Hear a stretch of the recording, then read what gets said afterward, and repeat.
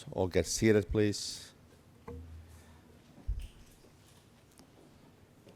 Okay, so good morning. I think it was Arnold Schwarzenegger who once said, he was asked that how you make sure that you get enough of sleep during the night. He said, you have to sleep faster.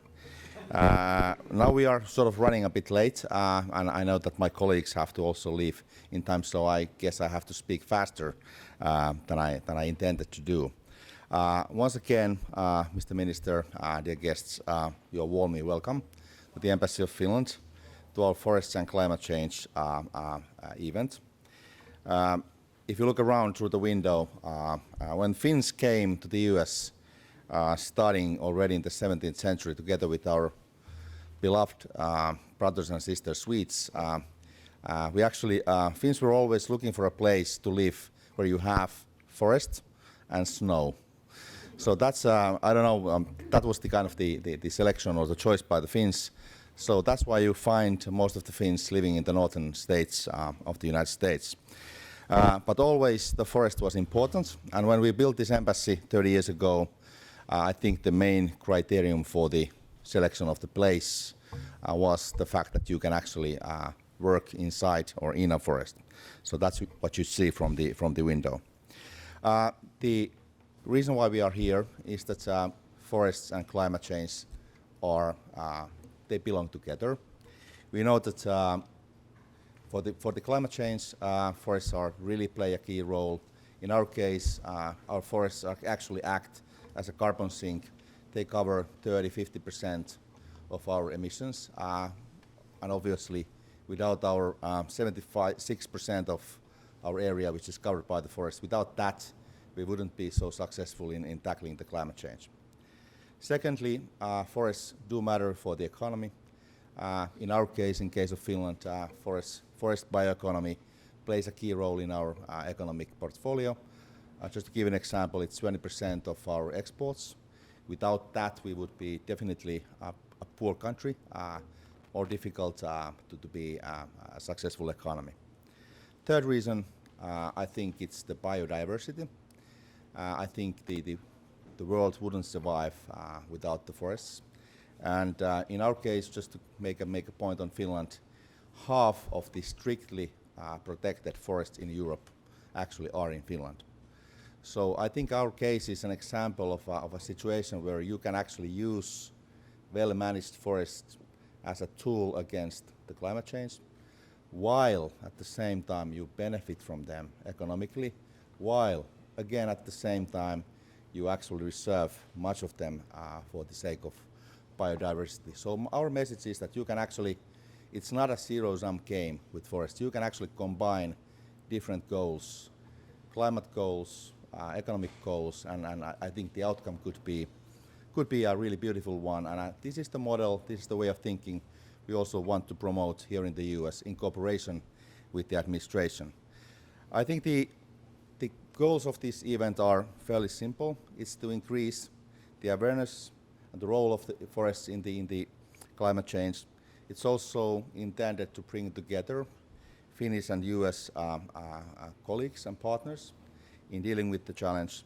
And it's also, our goal is to discuss how to actually work in the third countries globally, because there's a lot of development financing going on. We have people specializing on that field. So I think we are talking about bilateral relations, we are talking about also global efforts. I would like to thank, first of all, Mr. Ville Skinnari, our Minister of International Development and Foreign Trade, who is here with us today, came late last night from New York, from UN meetings. Then we have Senior Director Melanie Nakagawa from the White House. Thanks for you and for your team in preparing for this event. Also, I would like to thank the State Department, Daniel Candy in the Office of Global Change for his assistance in dealing with this. And then we have also state partners, mainly Maine, Michigan, Minnesota, Washington State, and Colorado. And forests is a key component in our cooperation with these states, and we definitely look forward in going deeper and getting also a lot of practical results in the form of investments, in the form of research cooperation, in the form of increasing trade. And also, I would like to thank my Nordic colleagues from Sweden, ambassadors from Sweden, Norway, and Denmark who are going to be with us in a panel. I would go move forward and invite Minister Ville Skinnari to the floor is yours.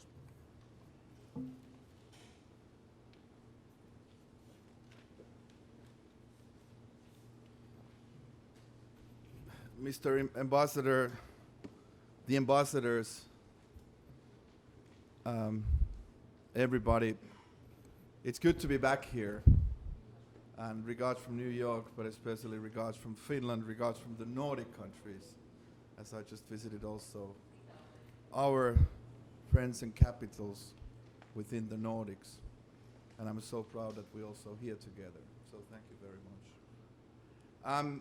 Forests, as Mr. Ambassador already basically took all my speakers, they mean a lot for us. I think virtually everything. We come from the forest. That's what we have, forests and lakes. And for decades, for hundreds of years, we've been able to utilize the forest, but also to live with the forest. But of course, maybe most importantly, to respect the forests and the well-being. And it's our DNA very much. And I just want to underline this because sometimes it's been said that we couldn't really work with this kind of a holistic or comprehensive approach. But as we've heard today and yesterday in New York, as far as the United Nations, Finland, the Nordics, US, Canada, we all together as forest countries, we are paving the way. And of course we are very proud that as far as COP26, we got further, and we really look forward to go even further as far as COP27. And I also want to thank White House, everybody here, State Department, Director Nakagawa. We had a very good bilateral meetings just before this, and sorry we're late. It took some time to really go through the opportunities for what we have here within the US market, but also as far as the global marketplace, developing countries, how we can really increase the carbon sinks together by using forests as a platform as far as forest management from the very early stages to the very innovative commercial solutions which are already paving the way for the world, as we already see in Finland, Nordics, and even further all over the world. But of course the main question is that how we work together, how we utilize all these experience, what we have at the state level. So also I want to thank each and every state for your commitment. As far as the last year's commitment, it's been great to see that how comprehensive, how strategic we are. But of course, as the ambassador said, we can do far more, and we should do far more, and we should act fast. And when it comes to climate change, when it comes to international climate policy, as Mr. Kerry said in Stockholm, as Stockholm Plus 50 summit, where we were together, we need the fast tracks. We need to implement. We need to be faster. We cannot continue like this. And of course, that's a challenge for each and every government, for each and every minister like myself to really pursue these words into action. We will work towards a United States-Finland joint statement on forest sector cooperation, which will be released in the lead up to the COP27. And I really appreciate this mutual partnership, and I really appreciate this mutual commitment, and I really look forward to work on this. Of course, we are all leading countries when it comes to sustainable forest management. For us, Finns, as you know, forests, they have always been an important resource and will be also for the future. Our target is to be carbon neutral by 2035, as many of you know, like our Nordic colleagues as well. We've been working hard already. It's not an easy thing, But why it's feasible, it's because we are working with the companies, we are working with the private sector, we are working with the local level, we work with the academia, we work with everybody. That's the only way to go further. And of course, we work with the people. We need the local acceptance. We need the citizens. We need the support. And at the end of the day, we can also do good business, create jobs. And I think that's our common target for each and every government. As said, I'm very happy that our Nordic partners are here today. Norway, Sweden, Denmark. All the efforts as far as COP26 in Glasgow, together with US, together with our like-minded partners, it's so important that we go together also towards COP27, including forests, but also as far as climate mitigation, climate adaptation. There is so much we need to do, and we need to do it fast. We also spoke about the energy sector this morning, especially the role of biomass. If we look at the Finnish portfolio of energy production, of course it's quite unique actually as far as the renewables, but also because of nuclear, which is more than 40% as far as the electricity is concerned. But biomass still has a lot of opportunities, and of course then we also come to the wood sector as a whole. Timber, carbon neutral construction. We have a lot of expertise from Finland, from Sweden, from the Nordics, also in the whole field of businesses as well. So just to conclude, as the ambassador said, the partnerships what we have now with the states of Maine, Michigan, Minnesota, Washington and Colorado, we really look forward to boosting these efforts further, working more closely with the federal administration on these topics. The goal setting is there, but now we really have to look at the milestones, actions, and what we pretty much agreed this morning that we have to do also more at the federal level in order to be more strategic at the state level. These are also the learnings from Finland, that we have to really understand each and every level to get sustainable results. And of course, we have to look at the trade.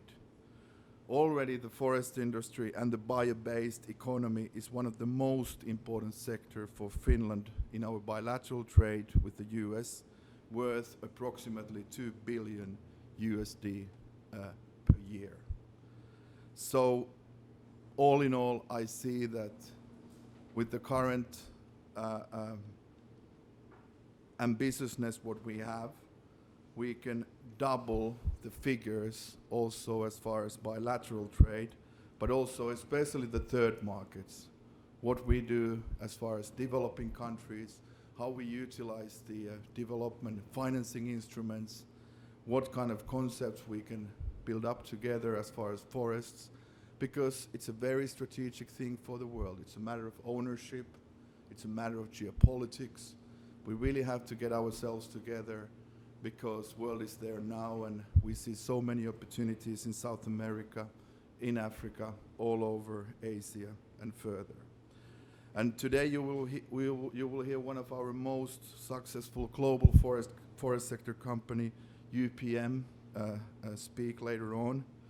And another Finnish bioeconomy sector company, Neste, just announced a very exciting investment of $1 billion in California to set up a refinery producing renewable diesel together with Marathon Petroleum.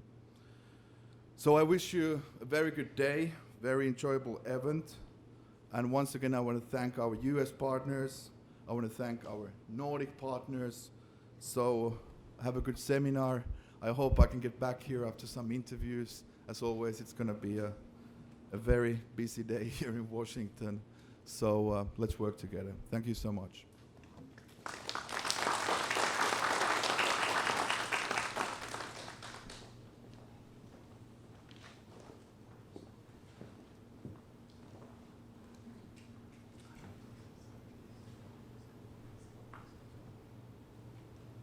So, dear friends, the minister has to go for an interview, but the others, the panelists, I would invite the moderator. You, please, and my Nordic colleagues and Melanie, please take your seats. Hello, everybody. So, my name's Claire. My name's Claire. Best work. Not yet, but I think we'll carry on until it does. Okay, that's better. My name's Claire Healy, and I run the Washington office of ESG. We're a think tank, and our mission is a climate-safe world for all. We have 23 minutes, so forgive me if I don't do a round of thanks or credentials or introductions. We have to be out of here. The ambassadors, I think, have busy days at 10, so I'm going to jump right in. And I'm going to start with our token man on the panel, Ambassador. It's almost all female panel. You're a token man, so I'm going to start with you. Okay. Why forests? Why forests? Why have you chosen this issue of all the issues to cooperate, to sort of highlight and cooperate with the United States on? Concretely, what are we hoping to achieve with this? But basically, the reason is that I think we can't survive without forests. I think our national experience tells you that you can't meet your climate goals. You can't be a successful economy in most places of the world. And also you can't keep the biodiversity without investing in forestry policies. And I think there's throughout my 2 years in the US, I think we have found, and I've visited many of the states which are kind of forest rich. I think we have found a lot of untapped potential. So it's quite natural for us to also to focus on this with the federal government and try to sort of move forward. So I think you have all these key reasons for that, and I'm really happy about doing this. I'm also happy. I think in Washington, D.C., a lot of these events sort of draw attention to the chunks of work that need to happen. And there's lots of events around town on energy, on transport, on agriculture, on buildings. So I'm very grateful for you to hosting this event on forests to highlight the importance of forests. We all love forests, walking in forests, but it's good that you're highlighting the decarbonization potential. If I could ask you, I know you've been doing lots of work at the state level, and now this is new, sort of this federal level cooperation, and I'll be coming to you, Melanie, in a moment to ask from the US perspective. Could you tell us about what you're hoping now with this federal level cooperation, but also if you could just highlight, in Glasgow we heard a lot about forests, a big initiative. What was announced in Glasgow, and how does that relate to this cooperation you're doing with the United States? Of course, everything we do actually depends and kind of was highlighted in Glasgow. So it's part of the implementation of those commitments we made. I think with the federal level, what we would like to see is a kind of more clear, more kind of high-level understanding of what we could do more, where should we focus, and then also really important here in the US to really find all those key interlocutors, who are the right people, who are the right institutions, so that we could actually pave the way for the next steps. I think we have to identify not only the opportunities, but also the potential problems. Which problems need to be kind of cleared, so that we could actually move forward, both at the federal level, but mainly at the state level.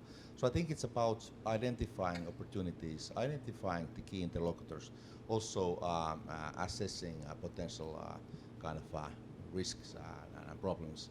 I think this is the first step. This is the first time actually that we really discuss with the federal government on forest cooperation. I think this is the kind of first step in which we recognize that we actually have a major, also bilateral interest in this. Thank you.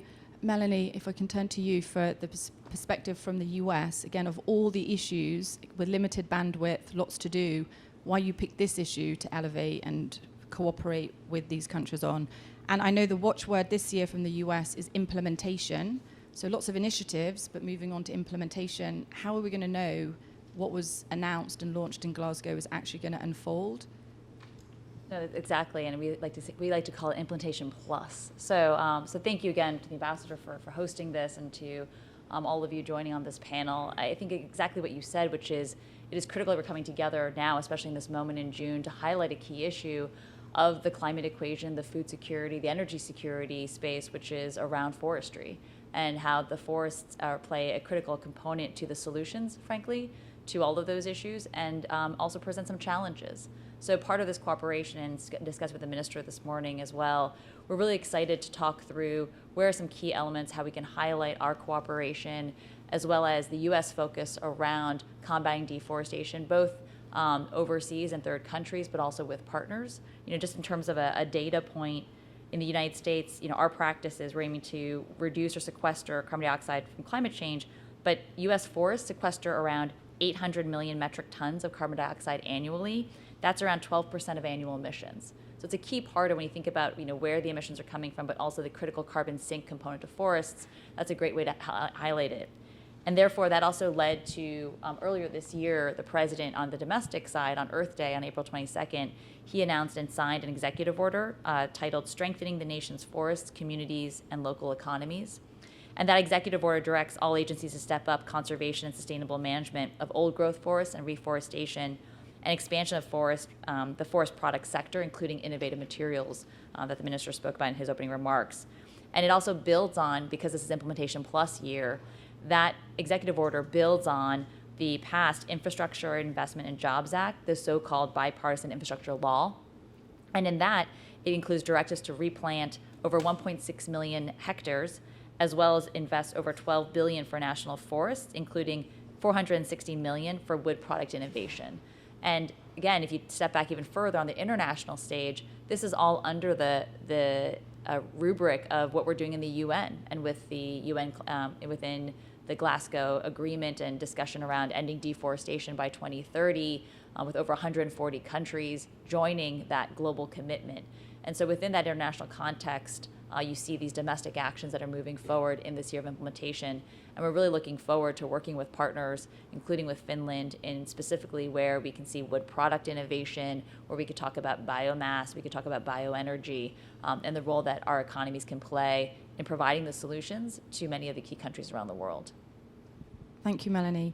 In the interest of time, I know we could all elaborate on all of these remarks, and I'm sure all the ambassadors would like to talk more about the cooperation. But in the interest of time and respecting your schedule, I'll move on. Melanie, you talked about product innovation and about the economic aspects of this. So I'm going to ask Ambassador Olofsdotter from Sweden, and I don't mean to be stereotypical here, but I think of IKEA. And if you could say a bit about what does this mean in the products, the wood products, and what does it mean for your economy, not just from a decarbonization point of view, but from an economic growth and prosperity point of view? Well, thank you, and thank you so much to Finnish colleagues for arranging this. It's great to talk about something different these days, and talk about forests, which is really, at the heart of Swedish culture. 70% of Sweden is covered by forest. So it's through history, of course, been really part of our economy and our economic growth.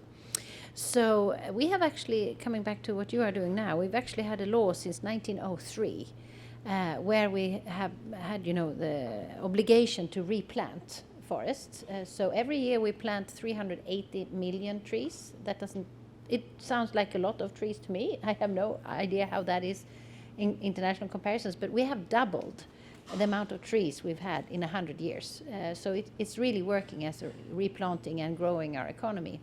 And out of 10 million people, 150,000 people work in the forest industry. So that's quite a lot. So this has been important for us, both, traditionally building houses out of timber. We actually now have a new product. It's a kind of high-rise building only made out of forest or out of timber, which is then also earthquake safe because the timber moves. So there's a lot of product development. And as I think Mikko and Melanie said, alternative fuels coming out of the forest industry is really important. Packaging, I don't know how familiar you are with most cartons here are made by a company called Tetra Pak. And they now, of course, are always been used by paper. and they are also developing the technologies. It's also used, tree material is also used in the battery development these days, in bioplastic and biojet fuels. So this is really the future of technology, and it both grows our economy, but it also decreases emissions. So, we've had a carbon tax increased early 90s, and since then we have grown our economy by about 90%, and our emissions have been reduced by 30%. So you can combine this, and the forest is really an important and integral part of that economic development. Thank you. I think that decoupling message is critical for us to draw attention to, both at the national level as well as within some of the states. I think we're going to make most progress on climate and decarbonisation when we do hardwire it into the economy. So it's good that you're talking about how this is an economic sector for the future. You've got a little bit of a head start on the US if you had your law in place from 1903. A little bit of catching up there to do, but I'm sure the US will. Okay, so moving on again, and I apologise. You talked about wood as a product, and I'd love to ask you, Ambassador, both if you could talk about, I think of Norway and I think of EVs. I don't know if you've done any work about wood potentially as a fuel for EVs. Again, another growth sector. But also when I think of deforestation or international cooperation around the forests, I think of Norway. And you've got a long history in this. So what's your view on where we stand at the moment in terms of countries cooperating to decarbonize through our forests, but also grow and prosper through our forests and with our forests? Well, thank you. And I hope this audience is the type of audience that listen to podcasts on the speed 1.5, because we're really speeding here, yeah?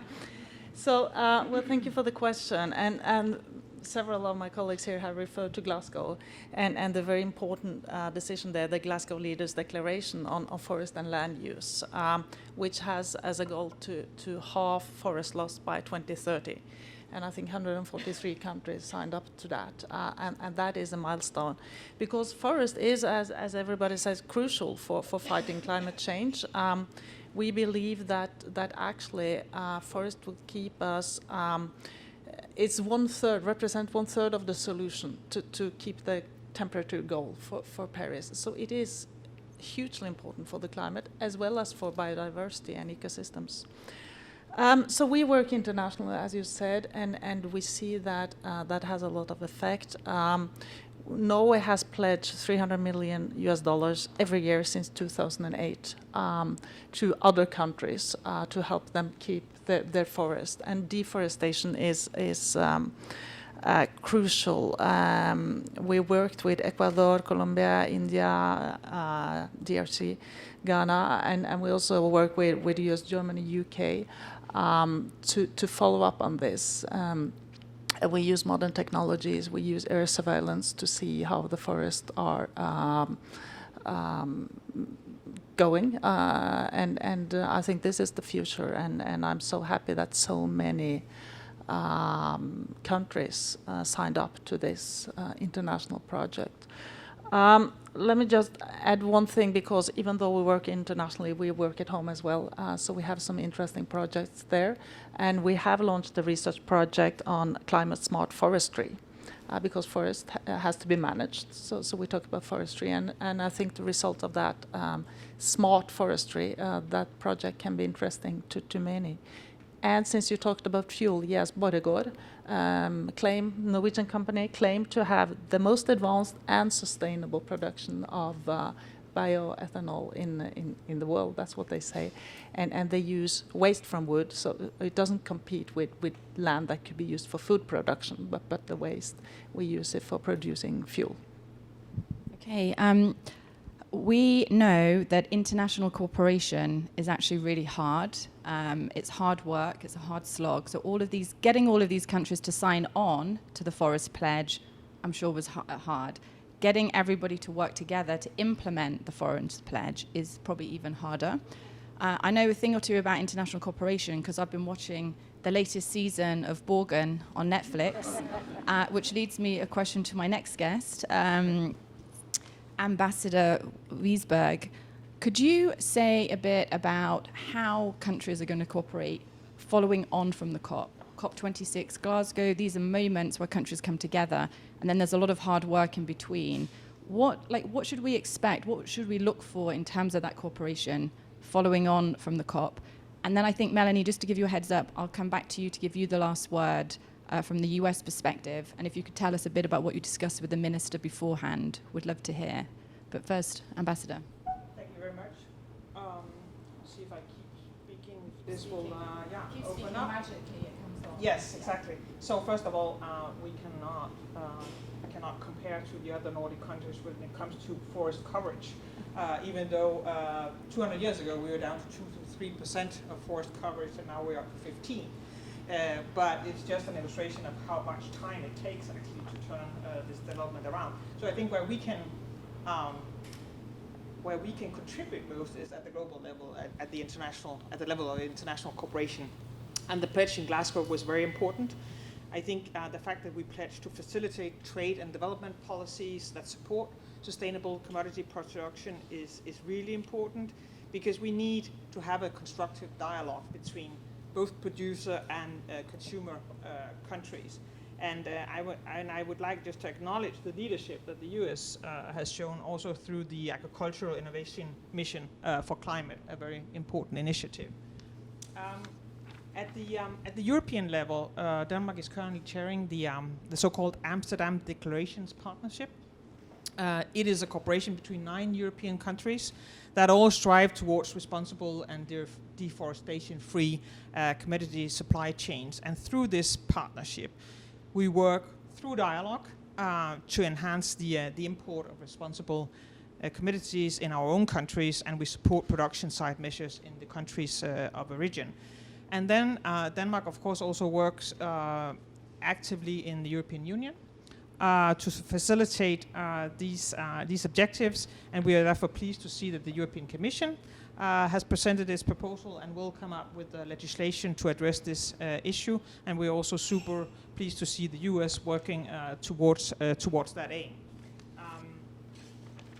I would just say that demand-side measures from Europe alone will not be enough, and that's why it's so important that we work internationally to reach our objectives.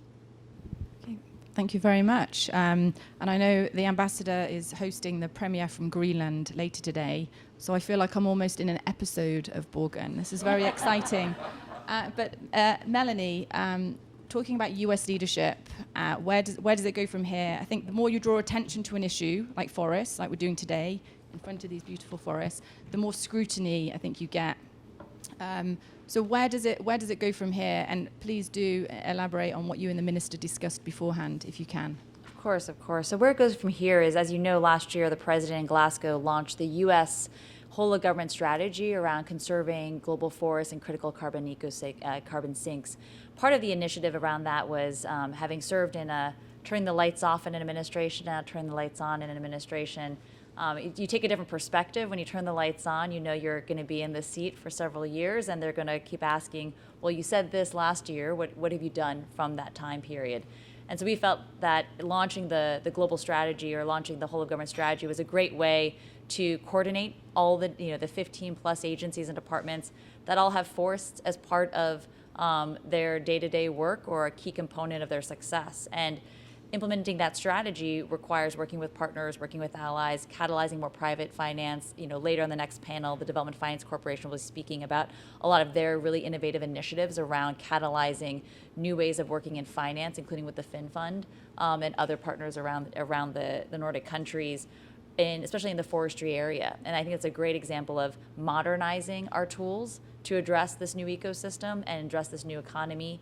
It's also looking back, though, to what is the mainstay of the U.S. economy. It's about the job creation. And so part of our conversation with the minister beforehand was around the incredible job creation that both of our countries benefit from the forest ecosystem. We also talked about the new sectors of forest products, so the new innovative materials you mentioned in the building construction space. But we looked at how can Finnish companies, but also U.S. companies, benefit from greater deployment in key markets. And then we talked about market access for many of these technologies and innovations, which also requires standards. It's about elevating and talking about higher standards.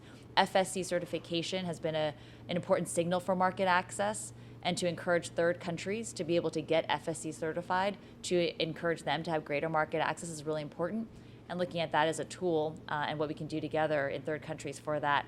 And then last, we talked about the other sectors outside of the forestry space, which are linked though. So whether it's fertilizer and agriculture, especially in this incredible growing food crisis we're facing.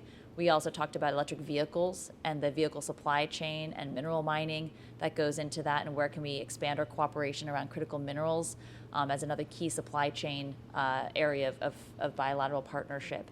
And then the other last piece was, again, in talking about some of the great Finnish companies around 5G and technology, looking at these data partnerships, and really excited that we initiated the Forest Data Partnership with Google, Unilever, FAO, the World Resources Institute, and we welcomed Norway's International Forest and Climate Initiative as a partner to this. And this is about building out trusted data ecosystem for companies to use to demonstrate progress towards deforestation-free commitments. So much as we need to demonstrate at home what we're doing to advance our forest goals under America the Beautiful, a plan to conserve 30% of America's forests. We also are looking at how do you work with private sector companies so that they also can show that they're making progress towards this effort. So we're really excited about, again, in June of 2022, where you haven't seen maybe in all of our circles and on your daily agendas, forest discussions.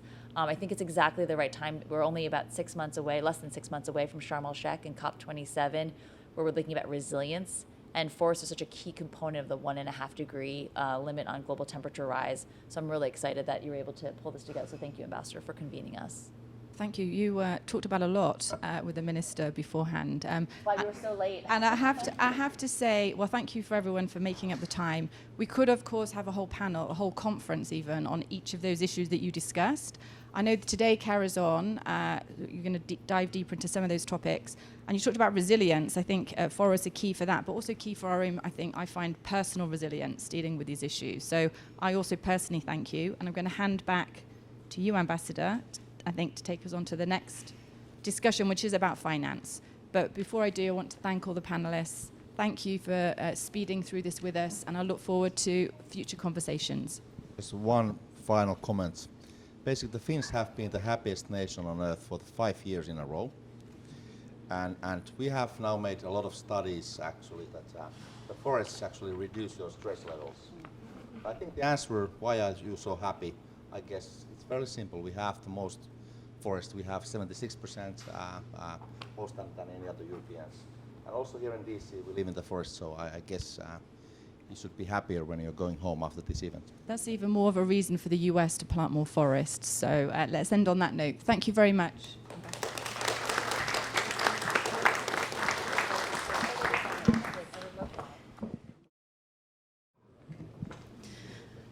All right, I think we will move straight into our next panel here. I'll invite all the panelists to join me here on the stage so I can introduce you and we can keep going. So we are excited to welcome here in the next part of the event, we will focus on financing institutions and the global cooperation to develop sustainable forestry and bioeconomy.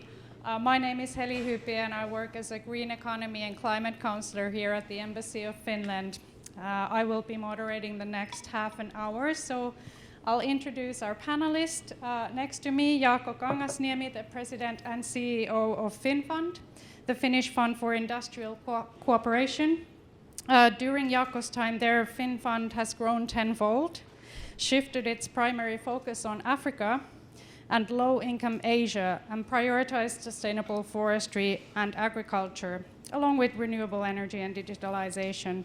And previously, Jaakko was an economic advisor with the Finland's Ministry for Foreign Affairs and an agricultural economist with the World Bank. Lauren Cochran, Vice President for Equity and Investment Funds at the U.S. International Development Finance Corporation, DFC.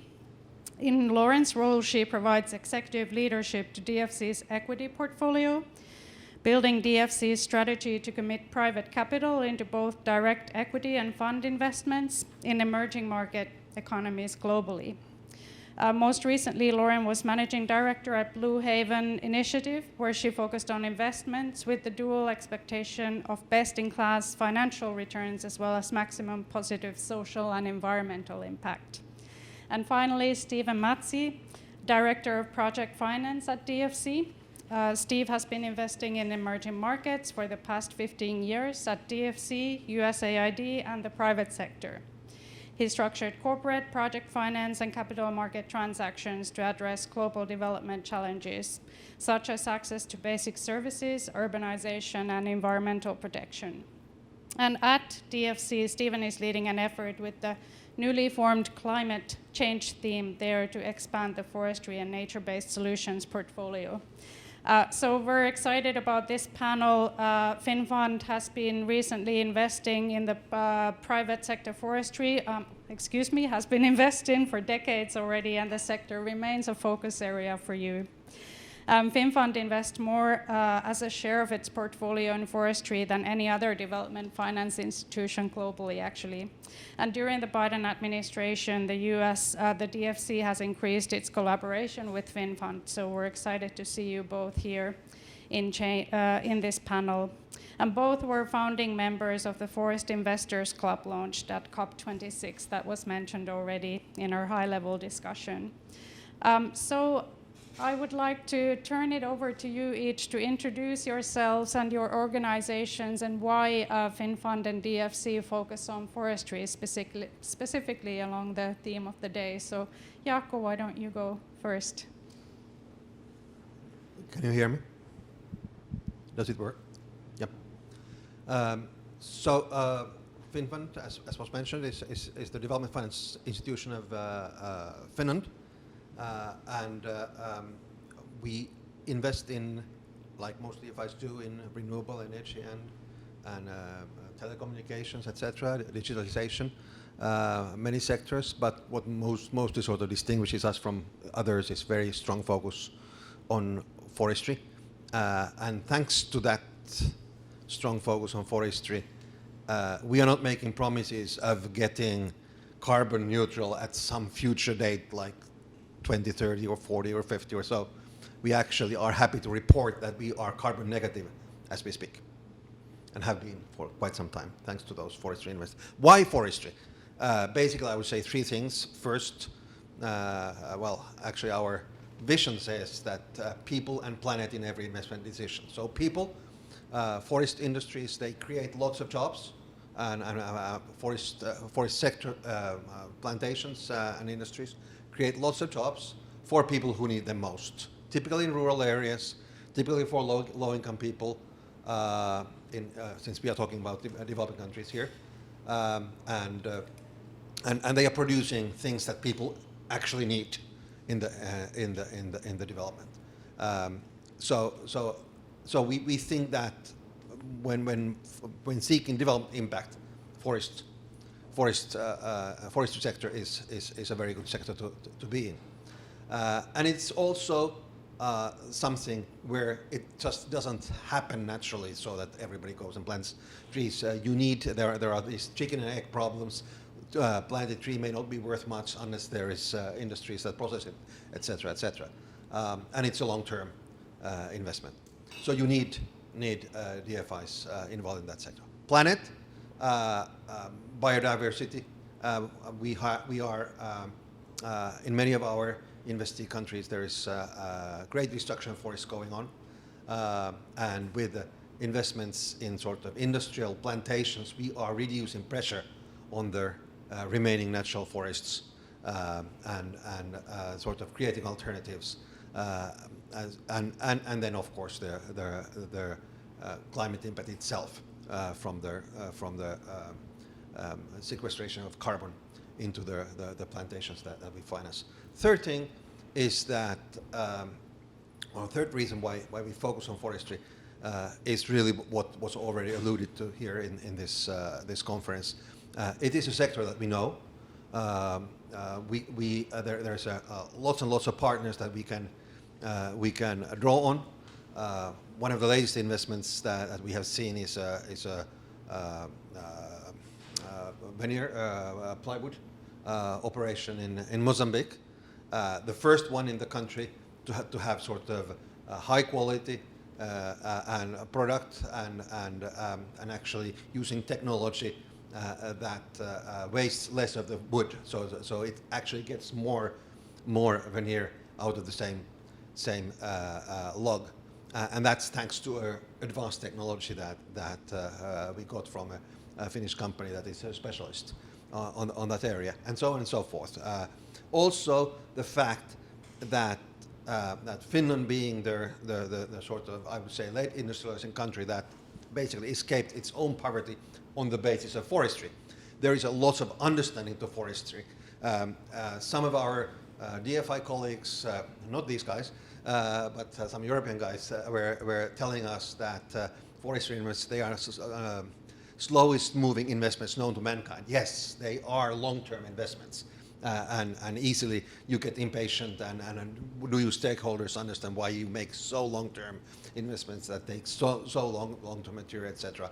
In Finland, we think that among our stakeholders, we have a great understanding that you can combine the environmental and the impact, development impact, and the sort of the commercial interest in the forestry investment. It takes a lot of time, but it can be done. Great, thank you, Jaakko. I think your remarks speak to the decades-long experience at FinFund on the sector. But Lauren, maybe a few words from you about your role and work at DFC and your specific focus on forestry recently. Yeah, I think it's important to start with the fact that Joe Biden, in the first days of his administration, passed an executive order focused on preserving carbon sinks across the world and dedicated $9 billion in climate finance to nature-based solutions as well as forestry transactions. We're working on several alongside, well, we're working on one in particular alongside FinFund. We have one transaction, which I'll let Steve share because he actually worked on it. And we are also in the process of dedicating additional people to forestry and nature-based solutions. We're hiring someone in Brazil to focus on this, as well as another person in DC, which is a big sort of signal from us that we are hoping to expand our portfolio pretty significantly in the space. So I'll leave it there. Great, thank you. And Steve? Yeah. Sure. So I think what I'd like to say is that we haven't had a big experience in forestry. And a couple of years ago, we identified FinFund as a key partner and reached out to them and started to work with them. We're moving it pretty fast, I guess, fast for a government that we've had a portfolio of a few projects here and there to now a pipeline of 1 to 2 dozen projects that are hopefully moving forward. It is challenging. It's challenging because for some of the reasons that Jaakko said, it takes a long time. As a DFI, we're pretty conservative, which might be a little bit unusual to think about because we're a government agency. We're trying to promote development in some of the hardest areas. We should be taking on lots of risk. People, NGOs, are pushing us to take more risk. But I think we've been so successful, as well as FinFund and others, is because we actually are conservative in how we underwrite projects. There's certain things that we can do well. We can be extremely patient, which lends itself to forests. We can offer pretty flexible terms because we have cheap sources of funding from the U.S. Treasury.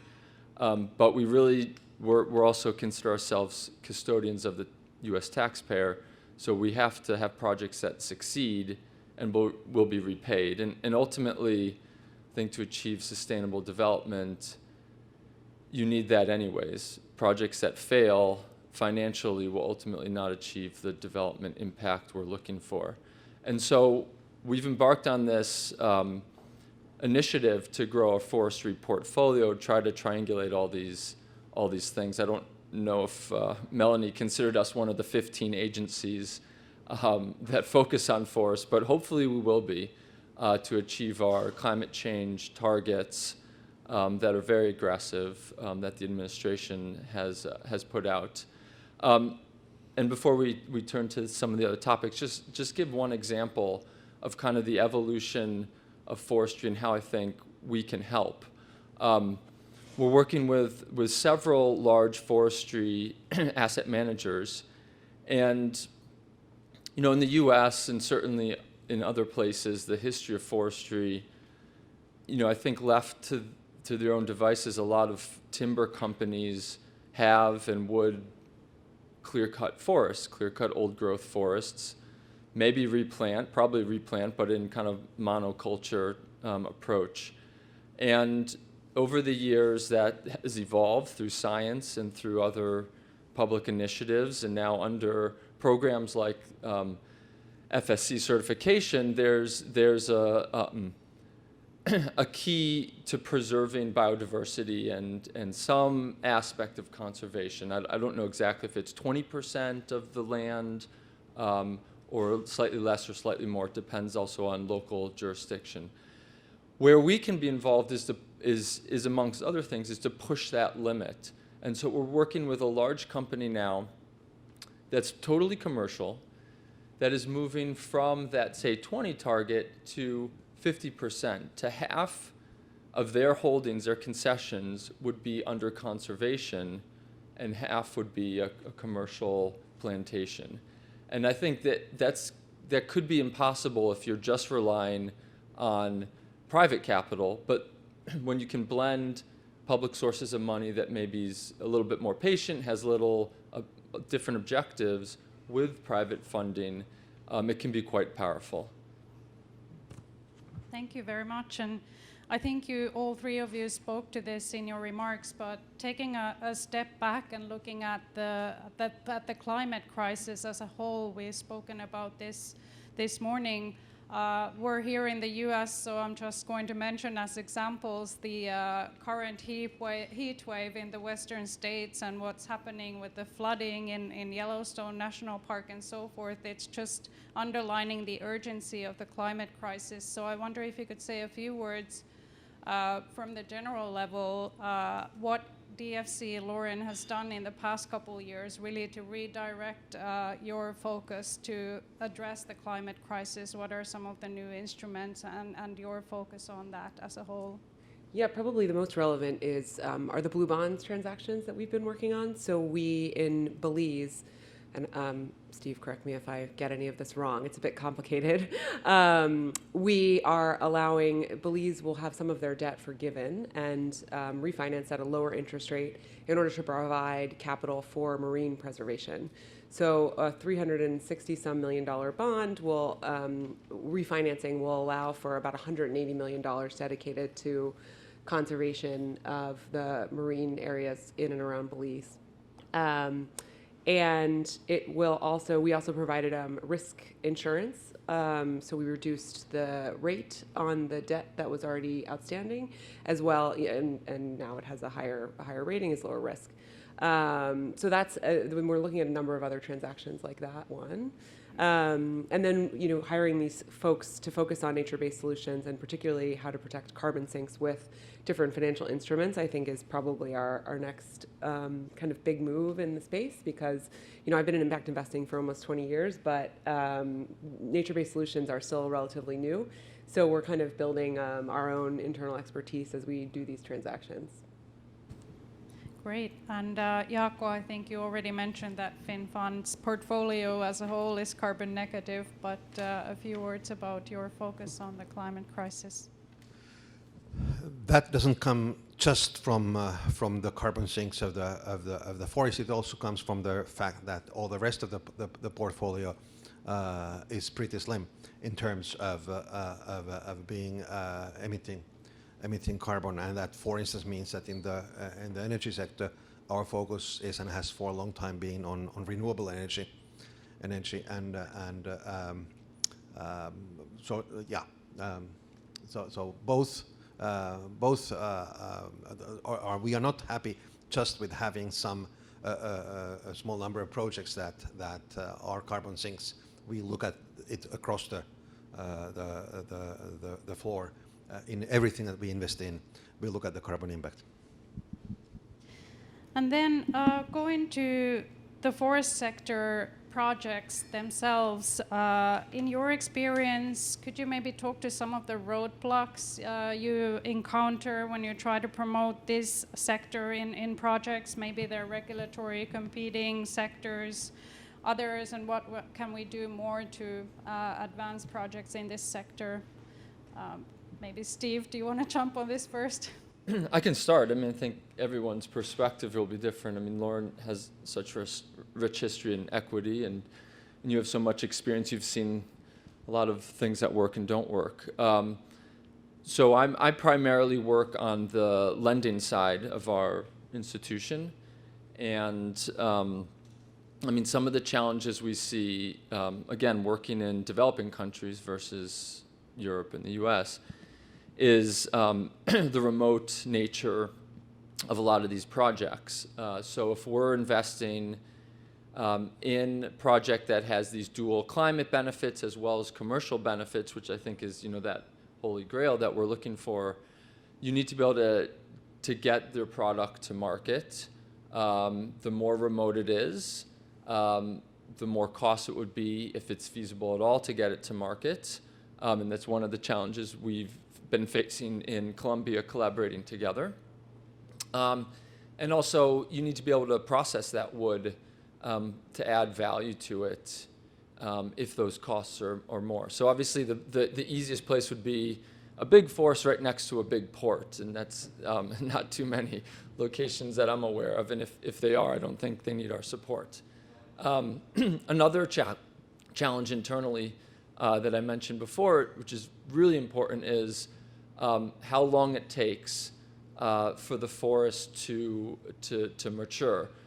We are looking primarily at trying to encourage new forests, so reforestation, afforestation projects, because that's where you're going to have the biggest climate benefit for carbon sink, where, you know, degraded grassland can be converted to forest. And that, of course, depending on what trees are planted, can take 6 to 15 years before any commercial benefit, maybe apart from the carbon credits you can earn. So having our internal credit team kind of starting to get comfortable with that, and recognizing that it is growing trees is a bumpy thing. It's not the clean curve that scientists have modeled, makes it challenging. And of course, these are over big tracts of land usually, and there's a lot of issues with land rights. The social part of it, the legal part of it, and also the environmental part of it. So all of these things make it very challenging that we're confronting, but we have to move people within the institution, as well as recognize that we're not historically experts, so we need to learn from outside as well. Jaakko, do you want to comment on this? Pretty much on the same page. Since we don't finance sort of logging operations of existing natural forest, but instead look at sort of plantation type forestry in places where a long time ago typically there was a forest, but now there is some sort of degraded pasture land or whatever. The first question there is that even though the current land use may be very low value, there is some value for somebody. There is no sort of 100% wasteland. So there are competing uses of that land, if hunting or whatever, can be very low value, but even that needs to be taken into consideration and compensated for, or jobs need to be found for those people who were grazing the cattle or whatever. So you need to resolve those problems. With forestry being incredibly productive, there is plenty of anyway benefits to spread around. But that's not enough to say that in principle there is. It needs to happen. And we may need to make sure that the people who were getting some benefit from the land will also continue to benefit from the operation that takes place there afterwards. That's one thing. The second thing is that we need well, the planted tree is not worth much unless it's processed and unless it's actually legal to use it for the intended purpose.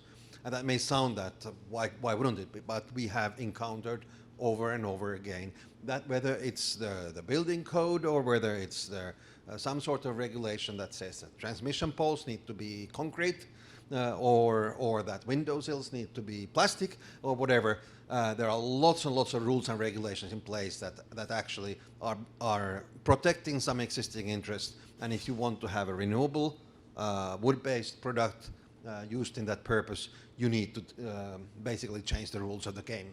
You need to talk to the policymakers about the operating environment, and you need to have the regulatory structure and also sort of standards that, let's say, in the building codes or whatever, the regulation related to construction. There are many things that need to change and need to be, there need to be standards for wood-based construction for there really to be a market there. If you want to sort of compete with, I would say, fossil-based or alternatives that have a very high carbon impact. And that's actually a lot of work. And of course, you need much more funding, not just for the planting, but then also for all the processing industries. And that's also where many of the jobs are. So it needs to be done. Well, we've talked about the Forest First Columbia project, and Melanie mentioned it, I believe, also in her words. Are there other regional focuses, or what are the future plans for projects for DFC? If you can say something about that, Lauren. Sure. You know, I think it's also the equity program at DFC is, well, technically, the group as it stands started when I started in September of last year. And we are working on moving the institution to take on a bit more risk. Because we have an equity product, because we are patient, we can do some of these longer term projects, but it is a shift in culture that is what one of the things we're sort of hiring for and working towards. And so I do think we are looking at, I know we're looking at least one transaction with FinFund right now. And you know, hope to do more, particularly once we get the folks on the ground that will be focused in these areas, and we'll have the time to structure them properly. I think it's not just so we have sort of the two-pronged problem of we need more people to do what is sort of more intense levels of financial engineering, as well as to actually go out and find the projects, work with the NGOs, make sure that we're, you know, being responsible when we go into some of these new markets. And yeah, so we're working on all of that simultaneously. Great. Jaakko, you mentioned Mozambique, but do you want to speak maybe to the future plans for FinFund? Africa is half of what we do, and in forestry more than half. When we look at sort of a few years back, the big challenge was that since forestry projects tend to be like rather capital intensive and there are significant economies of scale, they effectively means that they can't be profitable if they are very small. They need to be quite large, and then actually much of the investment needed is in the downstream processing, not just the plantation. And we had been financing plantations, and we needed lots and lots of investment in the processing, and they were certainly beyond our capability. So we were very much focused on getting others involved in the forestry sector. Now we have seen in the last few years actually a tremendous increase in interest, in part or to a large extent coming from the various commitments, climate commitments that various parties have made, and that's very positive. And we really encourage or sort of welcome everybody to come along in this sector in various countries. Even as we speak today, in most African countries, forests are still disappearing. And the plantation, the little plantation that takes, or planting that takes place is minuscule compared to the destruction that goes on. So very much is needed. We are actually right now working on the African Forest Impact Platform, with our Norwegian and our British colleagues, and that's one possibility that we would be very happy to see also DFC take a look at. I mentioned when we started the panel the COP26 Forest Investors Club initiative. You're both founding members of that initiative. Could you describe its significance and where do you see work going forward within initiative, that one and maybe some others like it? Yeah, sure. And it's certainly an early initiative still, but I think these venues where you can bring together kind of really serious actors from the private sector and the public sector, and then also NGOs and research institutions, is really valuable. And I think in this space, at least for us, it will be extremely valuable because our kind of culture has always been very demand-driven. We have clients coming to us with ideas, and we evaluate those. But when you're talking about big issues, global issues like climate change and deforestation, we need to be more proactive if we're going to try to make an impact at scale. And so to have a venue like this where we can take cue from a collective body of experts, I think will be really helpful. I think that's the vision at least. So as I said, it's early on. As far as I understand, there's only been a couple meetings, so we'd love to kind of make it stronger. To really arrest deforestation where it still continues in a big way, and to really be able to substitute renewable resources for fossil-based or fossil-intensive products, and to be able to basically also address the issue of expanding populations, growing cities, create the jobs, etc. You need huge investments. You really, really, really need much more than official development assistance can do, much more than what publicly owned development finance institutions can do. We need lots of impact investors in this space. We need lots of private sector to join us there, and I think that's part of the thinking behind this initiative, to have more players, more competent companies, and more financiers joining us in this battle. I think we're getting close to our hour here with the panel, so maybe just a final round of remarks from all of you. We've touched upon many ways where we can leverage more support for the effort of financing projects within the bio-based sectors and sustainable forestry, but maybe a round-up final remarks and thoughts from all of you based on what we've discussed on that topic and maybe the future direction. What are the one or two takeaways that you'd like to focus on in this collaboration going forward? Well, I mean, the FinFund team has been very generous with their knowledge and time in educating DFC about what they're doing. So I'm excited about future partnership and some of the transactions we're looking at, and hopefully some I don't even know about yet. I think where we need help from the wider communities is kind of twofold. One,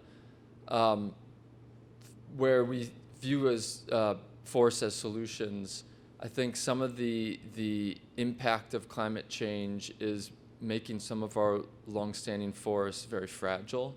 And I think it's an area where maybe there wasn't that assumption before. I mean, everyone's very aware of forest fires, but some of the oldest forests have been very resilient to it, and that's changing. I think that's a challenge that we really need scientists and experts, forestry experts, to help us with, because that does impact how we can do projects. We don't want to underwrite a project that is at extreme fragility and is threatened.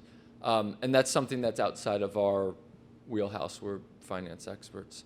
So I think that's really important. And then the second thing where we do need to collaborate with FinFund and others is how do we scale up in a significant way? We are very good at working on hard individual projects, and we can do that, and we can show good demonstration. They can be large projects, but to scale it up at a massive scale, something that really the capital markets will run with, is something that we need help with. So I think those are the two things I'd like to try to tackle as we're growing the portfolio. Maybe I go back to what the ambassador emphasized, which is that you can combine the various objectives. That forestry is not just basically raw material for industrial processing, not just a commercial thing, but it's something that we want to preserve a lot, and we want to protect the biodiversity, and we want to look at the climate impact, and you can do it all. Not on every hectare, but actually there is much more potential there. These sort of what we are unfortunately increasingly seeing in much of the developing world, which is like, well, it used to be forest, now it's sort of whatever, this bushland or this grassland that gets burnt every year, and there isn't much carbon, there isn't much biodiversity there, there isn't much income benefits for the people. That's the worst, and you can do very, very, very much better in many cases when it comes to sort of sustainable forests. The good slogan is that use it or lose it. Well, thank you very much. I think we've had a very comprehensive look first with the first panel about the sort of top level goals that we have, and the amount that the land use and forest sector can contribute to our climate goals is massive, like you said, Jaakko, as well. I think it's about 10% of our Paris climate commitments covered with just this sector if we reach our targets that were agreed to at COP26. So it's been a pleasure hearing also the finance perspective on this question on top of the ambassador's earlier interventions. So please join me in a round of applause to our panel here.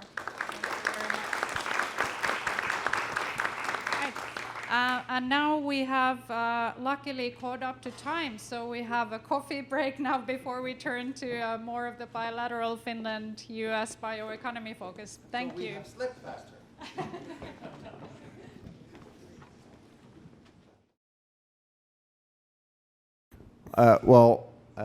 My name is Justin Warland. I am a senior correspondent at Time Magazine, where I write about climate change and particularly with a focus on policy and how it shapes society. I'm thrilled to be here today. Bioeconomy is one of those issues that I think is not so understood by the public and also by many people who work in the climate space. And so it's an interesting opportunity for me to learn, but also to help facilitate that discussion and hopefully advance the conversation around it. So thank you to the Embassy of Finland for the invitation. This session is entitled United States-Finland Bilateral Sustainable Forestry and Forest Bioeconomy Cooperation. And we're going to begin with some pre-recorded remarks from keynote speakers, and then we'll get into a discussion around some of the business and policy issues related to bioeconomy and relations between the US and Finland. So without further ado, I'm going to introduce the two pre-recorded remarks from US Representative Derek Kilmer from Washington, and Garland Gilchrist, who is the Lieutenant Governor of Michigan. So we'll see those now. Okay, great. Well, we'll now move to the panel portion, so if the panelists who are live want to join on stage.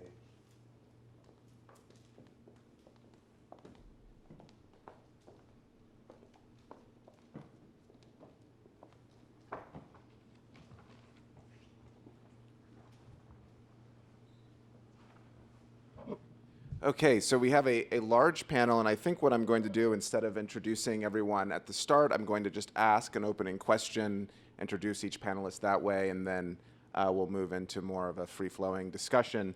But I want to start online with Dr. Antti Asikainen, and please forgive me if I mispronounce any of the names. But I want to start with you to provide some background, take us back a century. What is the history of the bioeconomy collaboration between the US and Finland, and where does that leave us today? Why is it important to invest in these initiatives today? Well, about 100 years ago, Finland started to mechanize the wood harvesting and replace horses with steam power.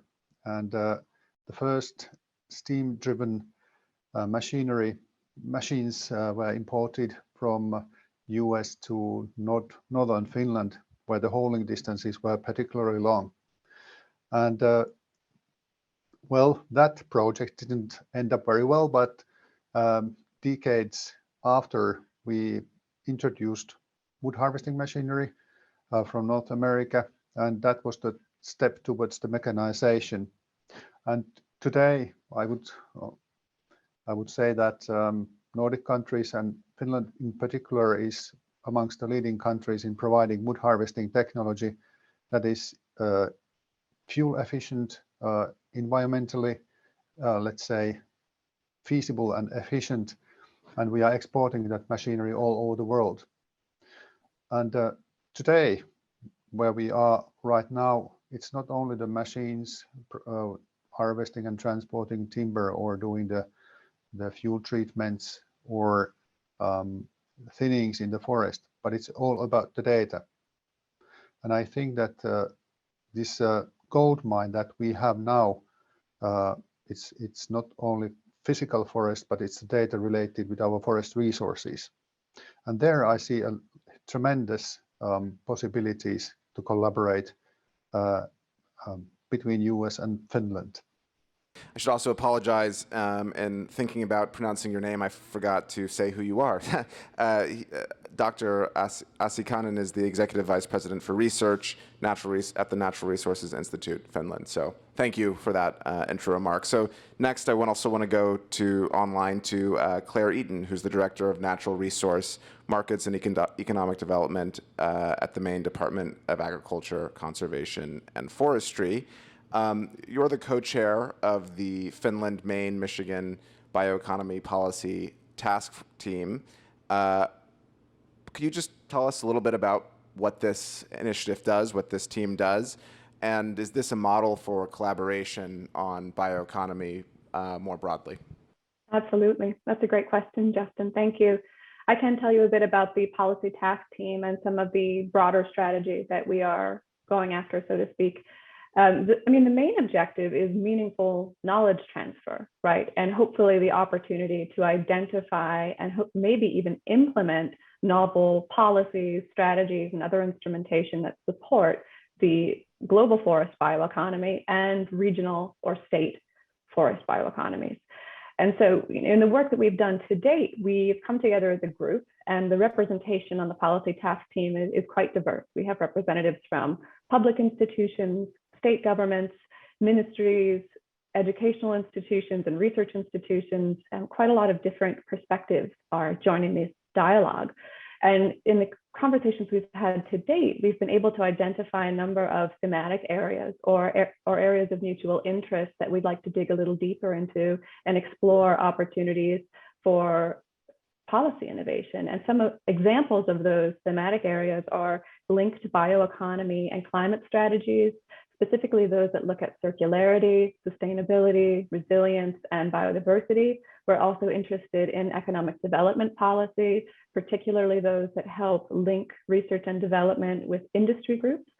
We're also interested in rural community development, business incentives related to forestry, and really opportunities to learn from and leverage policies and strategies from adjacent natural resource sectors. So for example, leveraging lessons learned from agriculture, for example.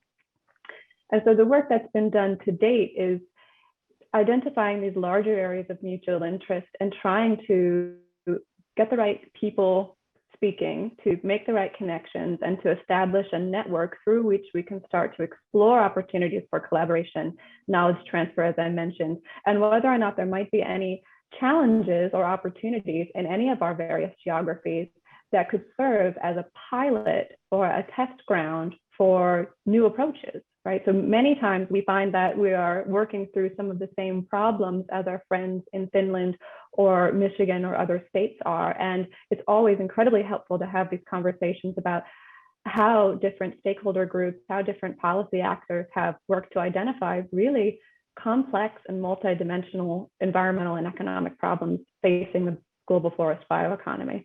And so I think that there is only room for success in this group, and that there's so much overlap and so much opportunity to explore really useful instrument transfers and to learn from our friends how they've really tried to manage some of the largest challenges facing the sector today.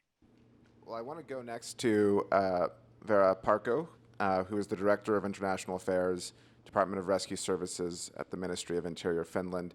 We've been talking a lot about opportunities around climate, around some of which are economic opportunities, but I want to ask about partnership on resilience, which I know is a focus for you. Could you just tell us a bit about the opportunities for collaboration between the US and Finland on resilience questions when it comes to forests and bioeconomy? Thank you. Yes, my focus is mainly on preparedness, and especially preparing for and responding to emergencies resulting from extreme weather events, such as drought, wildfires, the changing nature of wildfires, especially it's very visible here in the US, but also quite surprisingly in Finland and other Nordic countries. And I think there's a lot we can learn from each other in terms of resilience building. And I think between Finland and the US, there are many potential areas of cooperation in this field. For example, in the field of responding to wildfires, I'm not saying, of course, that Finland's wildfires are anything compared to the ones you experience here. But for example, we have experience and expertise with working in cold conditions, Arctic conditions, and also I think resilience cooperation is an interesting area when you think about different crises and emergencies that can happen at the same time. For example, a wildfire can happen and have consequences on critical infrastructure, for example. Flooding can happen at the same time. So all societies at the moment have to prepare for all kinds of risks and hazards. We call this an all hazards approach. And I think this also includes individual resilience. Somebody mentioned individual resilience today. And that's something that's quite relevant also in preparing for and responding to wildfires that affects our forests. But this just as an introduction. Thank you. Great. So the way I've structured this, we started with largely around policy questions, and now I want to ask a little bit about business. And to start with Stefan Sundman online, who is the Vice President of Public Affairs at UPM Biofor. So we've heard about the link between climate and bioeconomy. What's the business opportunity here? And I'm particularly curious to hear a bit about how UPM is transformed with some of these opportunities in mind. Great. Thanks, Justin, for the question. If we look at UPM, one big giant in the forest products industry globally, I would say some 15 years back, our company was sort of aiming to be the best company in the world to produce paper and sort of having the fastest machines, the widest machines and most efficient producer of paper. But then, of course, digitalization of our sector has sort of challenged us and brought some sort of interruption to our markets, let's say so. So actually, UPM has been in very big transformation during the last 15 years and focused on, let's say, finding new businesses, innovating new products, and becoming a multi-product company where the foundation for more or less all of the products is actually using wood as a raw material, so producing bio-based products which in practice work as drop-in products to replace equal fossil products on different markets. So you can go to medicals, you can go to chemicals, advanced biofuels for decarbonizing traffic, or then to, of course, more traditional ones in packaging or building. So let's say there's a wide range of markets where we can then innovate and develop alternatives for fossil. And of course, as it states also in my screen, that sort of our brand promise is something around a world beyond fossils. So as you Justin said, I think very well in the beginning, there's sort of maybe not that well understood what bioeconomy is about, but if I would put it very, very simply, it's a sort of green alternative for the fossil economy. Great. Well, will be great to dig into that a bit more in a bit. I want to go next to Ulla Leino, who's the commercial counselor at Business Finland. You're also a co-chair of the Finland, Maine, Michigan Bioeconomy Policy Task Team. And so I want to ask you a variation on some of what we've been talking about. And what are the business opportunities, more specifically, created by this transatlantic cooperation and the task team that you're leading?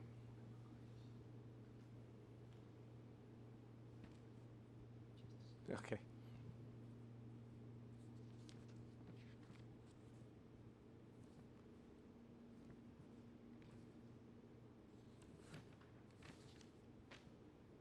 Okay, thank you very much. This is an excellent question, and I'm very happy to be here.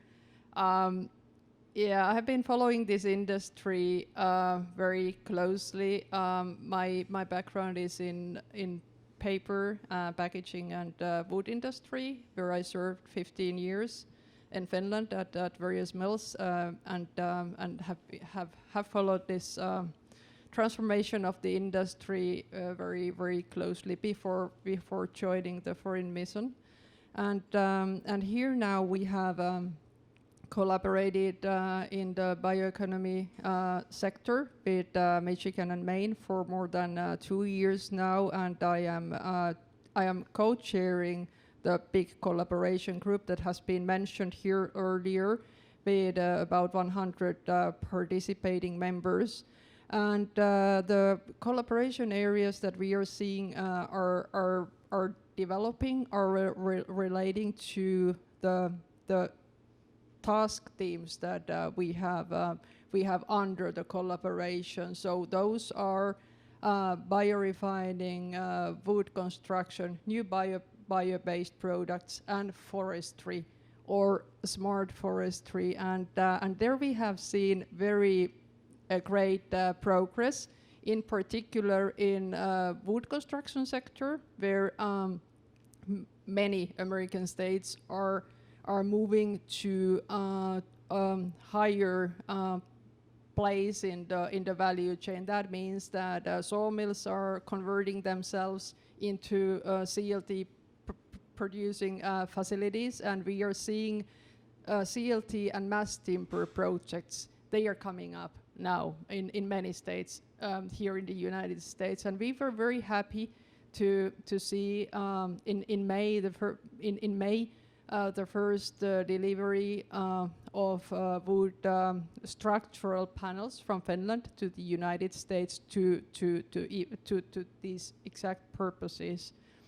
And then here, just very close by in Baltimore, Port of Baltimore has had for a long time regular shipping lines to Finland. So the Finnish timber and lumber is coming in to the Port of Baltimore, where it is being shipped or delivered by trucks to inland destinations. So those are some examples, but then of course paper and cardboard and pulp. Those are the primary export products that come from Finland to the United States, and this has been the case for decades. So United States is a very important market for the Finnish traditional paper and pulp industry, where the Finnish companies operate here. So all the giants, all the three giants in the Finnish forestry industry, they have extensive operations here. And then in addition to those, I mean UPM, Stora Enso and Metsä. In addition to that, we are seeing packaging producers such as Huhtamäki, who has operations in several states, and a company belonging to UPM Raflatac, who is a self-adhesive laminate producer for adhesive labels. They have terminals across the country. So Finnish forest industry is very well established here, and they do local manufacturing and production because that is obviously necessary. And now what I'm seeing is developing here, as it is being developed in Finland, is of course increased move to from traditional paper to board production, because there is a huge demand for cardboard production everywhere in the world, and that is what they are doing in Finland, in the States, and in addition to that, added to improved packaging solutions, meaning that we are developing together bio-based packaging, replacing plastics, and several paper manufacturers are doing that in Finland and here in the United States as well.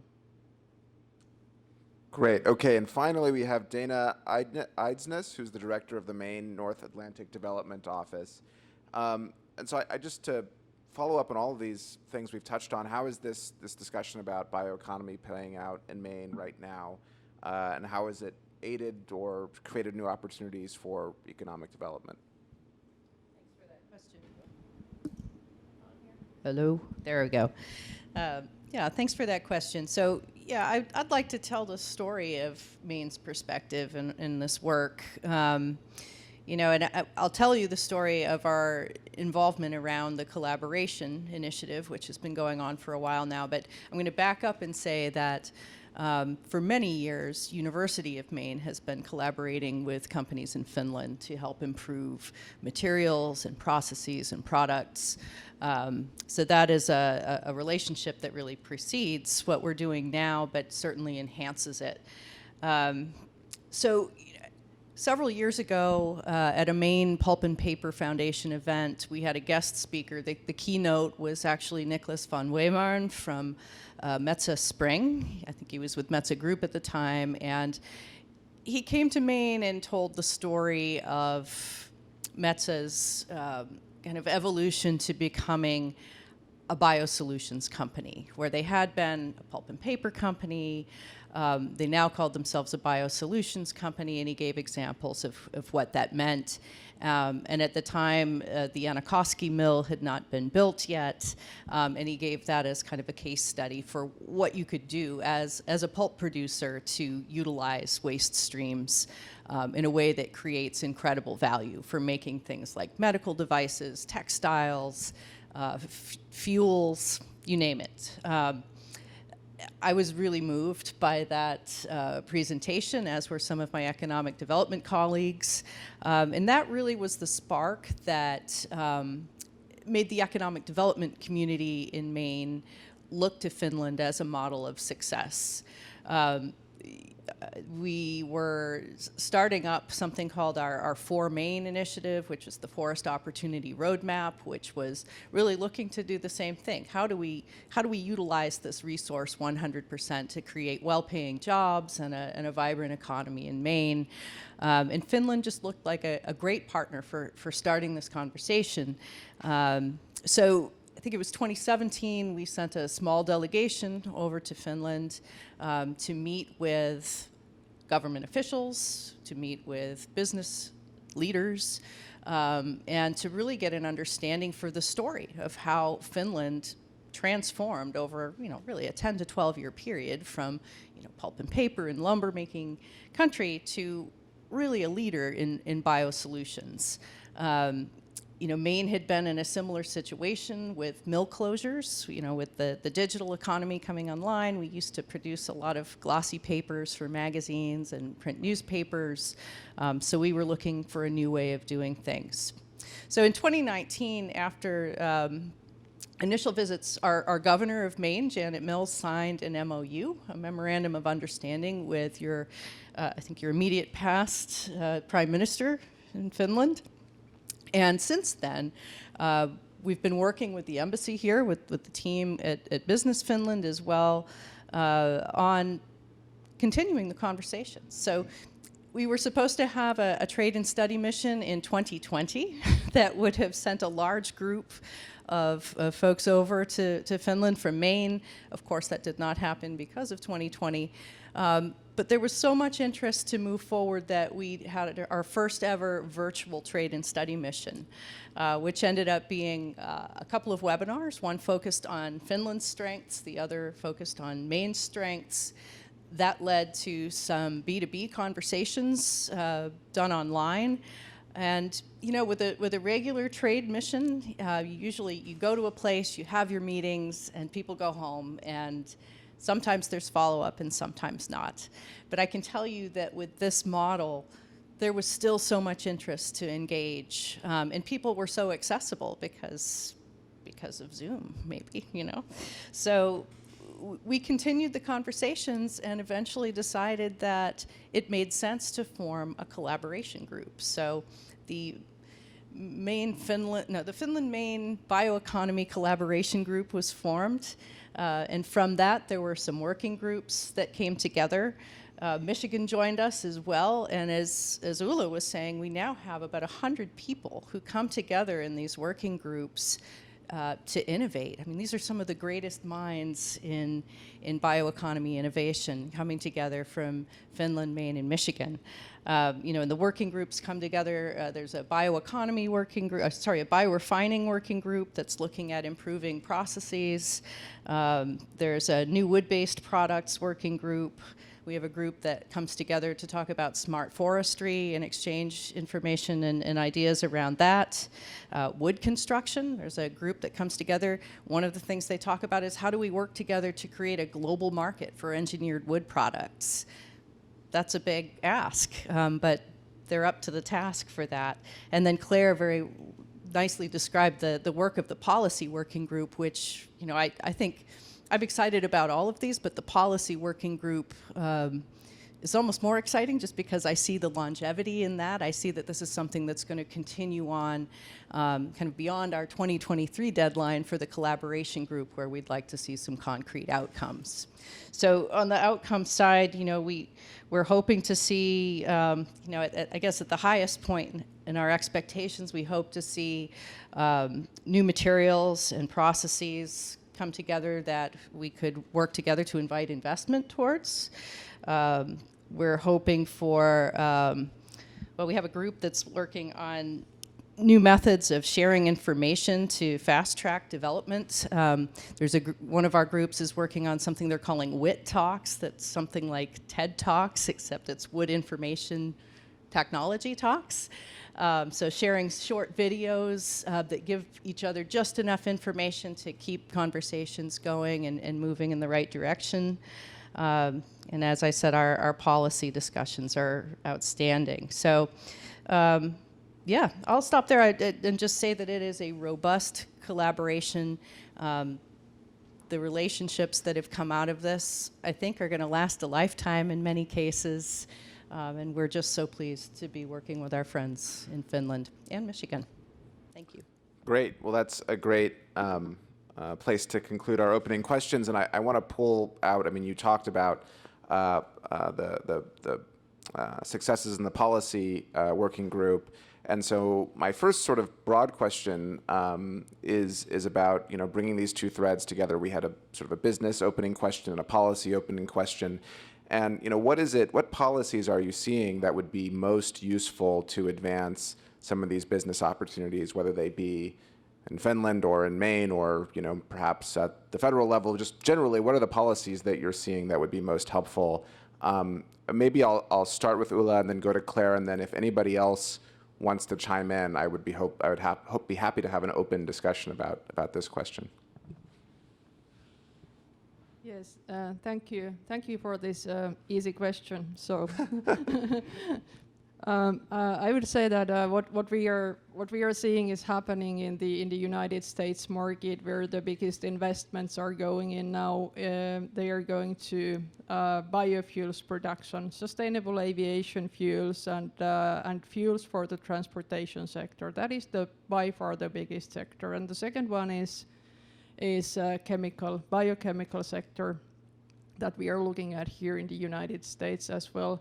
The third one goes to packaging, and the fourth one goes to the forestry sector. So this is, according to our analysis, the most important investment sectors in the United States. And then what comes to the policy is that, of course, what we would like to see increasing and improving is the policy towards use of forest residuals, the forest waste, bark, and other residuals from the forestry sector to be used as raw material for biofuels.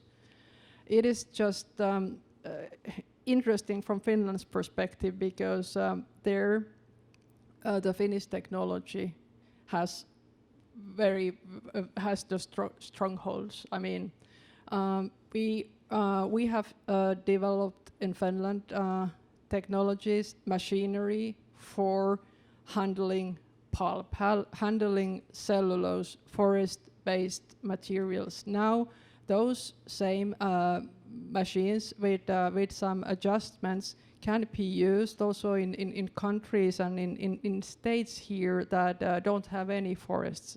I mean that the machinery that can handle forest-based fiber can handle fiber from crops or other residuals that are coming from the agriculture sector. So we are looking at those projects here and policies that are favorable for that. But we know that in the United States, this is one of the most important topics to solve the transportation fuels and where the source is coming from. So we are following the forest-based sources very much.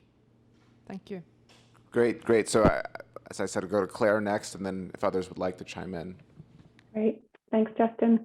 So Ulla did a really wonderful job in painting sort of the broad picture of how policy can support economic development and business across a variety of different layers of the forest economy. And I'd like to speak a little bit about the role of government and the specific types of policy and administrative instruments that we can leverage and promote as government institutions to try and enable better market access, really, conditions for forest products. And so, I know many would probably wager that public institutions, including state government, are perhaps not the most innovative of organizations, but there's, I think, a lot that can be done from an administrative policy perspective to support local and global forest economies. And some examples of the types of policy instruments that we've talked about in the task team are things like procurement and purchasing specifications, business incentives, a variety of other economic development instruments like tax incentives or building code specifics. So one challenge that we've run into, and I'll speak specifically about Maine, one challenge that has come up in discussions about how to enable market access for new and more sustainable wood products is trying to figure out how to build the markets for them, particularly through government contracts. And one challenge we've encountered is that procurement specifications are often quite specific, right? And so some work is required to broaden the way we structure our procurement practices to not necessarily advantage, but enable the entry of new wood products to the list of, for example, construction materials. And so that, it seems like a really kind of small technical instrument, but many times the role of government in an investment scenario is to help minimize the risk of a new or novel investment area. And sometimes we know that markets can be relatively slow to adopt change. And in these cases, policy can actually be a really effective driver of innovation and adoption of new products and new ways of doing things. And so to the extent that we can, not only keep this high level focus on, bilateral policies, regulation, industry conditions, but also think about the more tactical tools we use to engage with industry, I think that can be a really meaningful area for not only, sharing case studies at the local and regional level, but also international cooperation. Yeah, and I could. Please go ahead. Yeah, I could add there that really what we have found very useful are the national strategies. We have had bioeconomy strategy that was launched in 2014, and this year we updated it. And that really, we show the way where we want to go, and then government puts their really money for R&D and product and business development.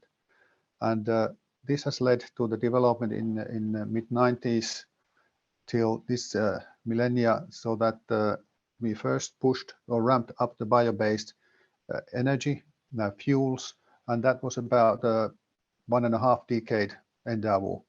And then when there was housing crisis and paper mountain started to melt, as Stefan described, we launched a really massive R&D program to create new products. And now it's leading what we are seeing, the new investments in packaging industries, textile products, new chemicals like, and also antivirals that are bio-based that can really counteract enteroviruses and the COVID type viruses. And finally, I would like to, Vera talked about disturbances that we can see in the forest. And my statement is that strong forest sector, bio-based sector is the best insurance for the forest resources and bio-based resources.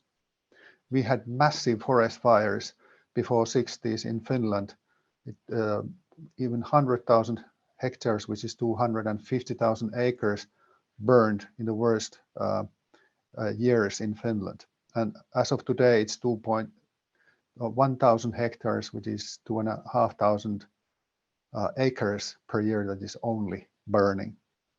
And once people realize, and the whole society realized the value of forest, and forest industries build the infrastructure, had the machinery to make thinnings, meaning basically harvesting raw material for pulp and paper industries, but at the same time removing the fuel from the forest, it reduced dramatically the fire risks. And especially in North America, the revitalization of the bio-based industries is the best and in the end the cheapest insurance in the combat of against the climate change. So persistent national strategies that are, as Claire told very illustratively, they must be transferred to the regional level, and building of the strong body of expertise in these programs where academia and industries interact. That is maybe the key to long-term success. Okay, well, let's go to Stefan, and then I want to come back to Vera on the point, and I'll have a follow-up in addition to giving you a chance to respond to that specifically. But Stefan. Great, thanks, Justin.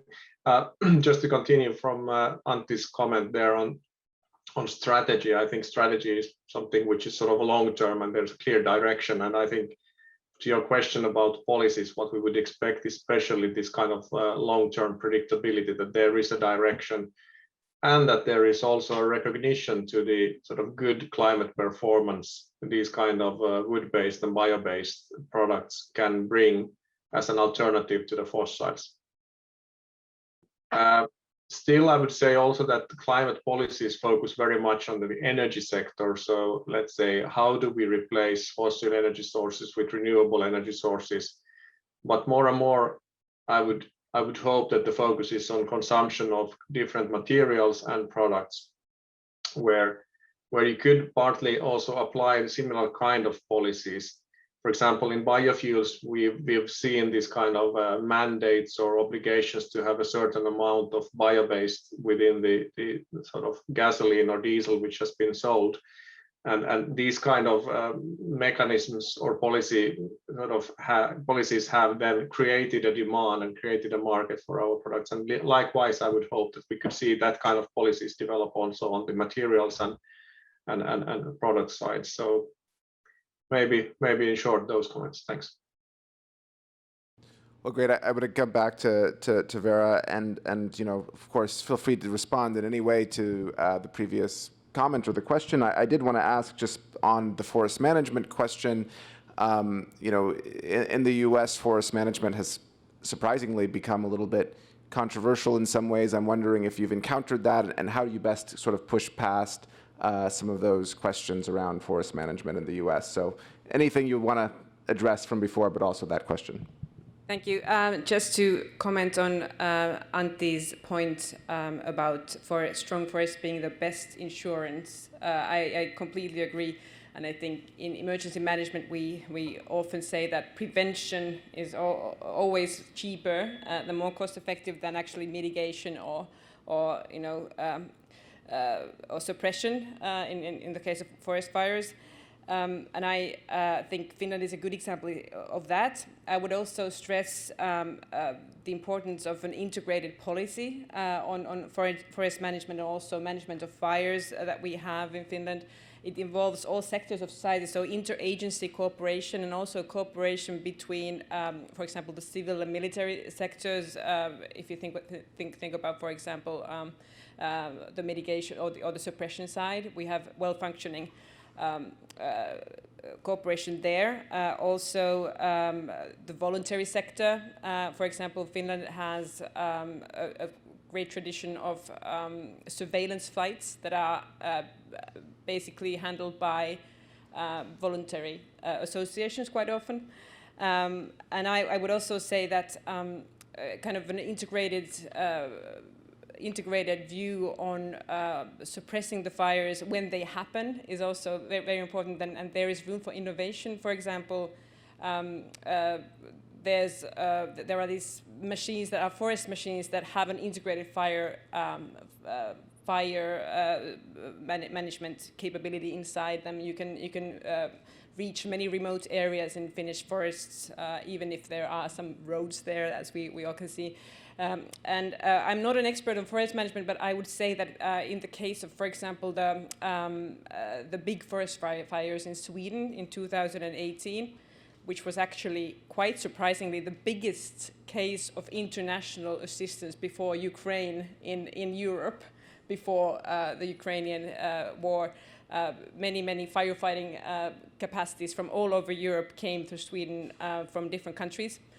In the case of Sweden, we talked a lot about the differences between Finnish and Swedish forest management. I think others are more experts in this field, but we talked about sustainable forest management, but also these roads, forest roads, and also the kind of best practices that we have in Finland that maybe also, in addition to good luck that summer in Finland, because weather conditions contributed to the differences between us and Sweden there. So I think there is room for best practices and expertise exchange with the US and especially states that have similar climate conditions, for example, with Finland.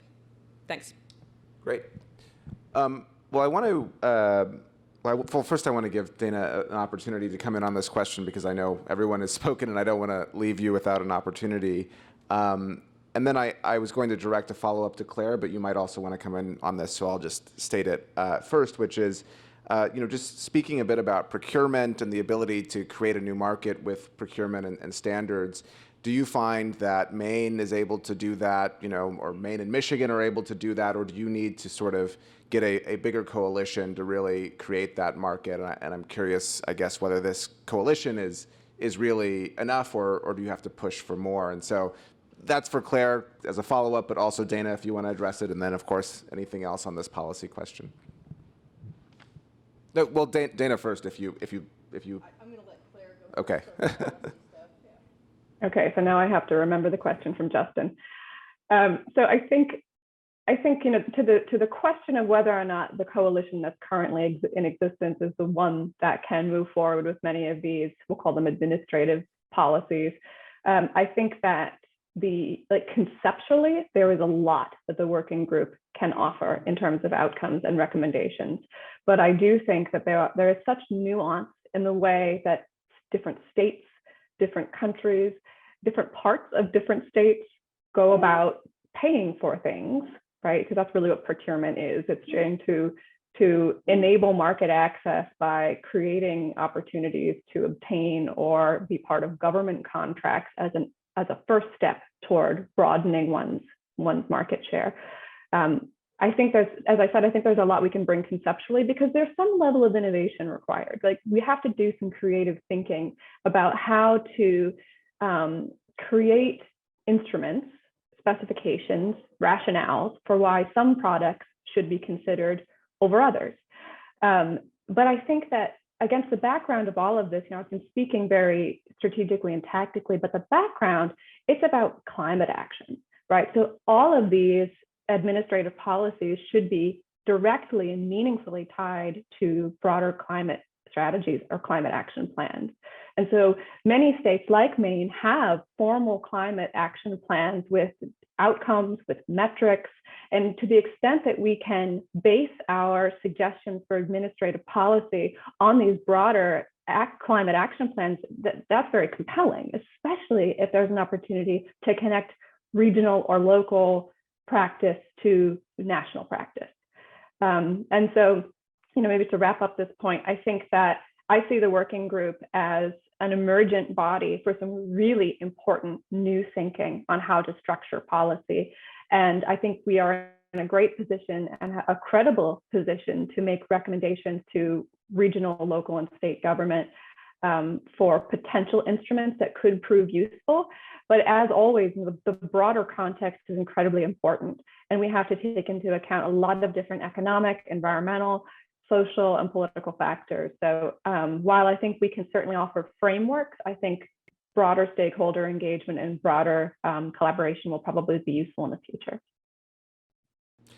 Great. Well, I would ask Ulla to follow up on that point and say, so there's frameworks, and then there's a call for more partnerships, coalitions, et cetera. What do you see next on the horizon for Business Finland, and what are the next partnerships that need to be pursued? Thank you for this question. Business Finland is currently running several programs in Finland, national programs that are focusing on bio and circular economy or low carbon, zero carbon industries. So we are running these two programs, and then we have a program for building and construction, and all the by a program I mean a program that is managed by Business Finland. Business Finland is Finland's national governmental funding institute. So what we do is that we fund Finnish researchers, universities, and industries in research and innovation, in their research and innovation projects.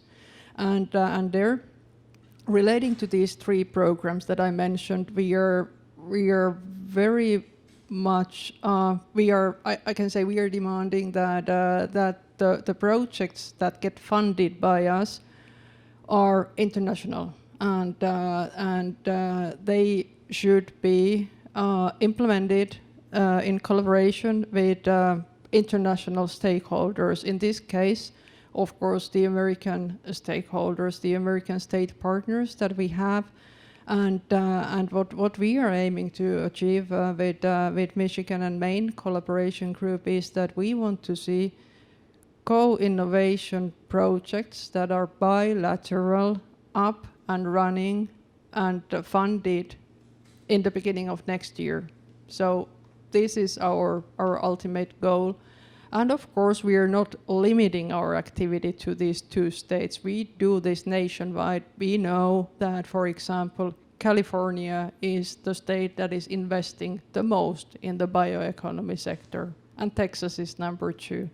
But this is just how it is, and we are ready to fund great innovation projects that are Finnish American, where the research groups are coming from both countries. I would just underscore something that Claire said about creating policy instruments that are really intentional about sourcing sustainably and naming specific sustainable wood products to be used in government construction and whatnot. I mean, I think being intentional is what this is all about.